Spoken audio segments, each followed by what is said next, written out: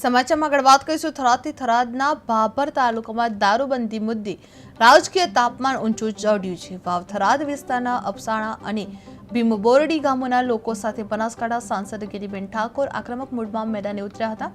ભાભર વિસ્તારમાં ચાલી રહેલા દારૂના અડ્ડાઓ તાત્કાલિક બંધ ન થાય તો જવાબદાર પોલીસ કર્મચારીઓને સસ્પેન્ડ કરવા સુધીની ચીમકી આપવામાં આવી છે। સાંસદ ગિરીબેન ઠાકોરે એસપીને કડક શબ્દોમાં પત્ર લખી કાર્યવાહી કરવાની માંગ કરી હતી। તેમણે સ્પષ્ટ કહ્યું હતું કે જો પોલીસ બેદરકારી દાખવશે અથવા હપ્તા લઈને અડ્ડા ચલાવવામાં મદદ કરશે તો તેઓ મીડિયા સાથે રાખીને જાતે જ લાઈવ રેડ પાડશે।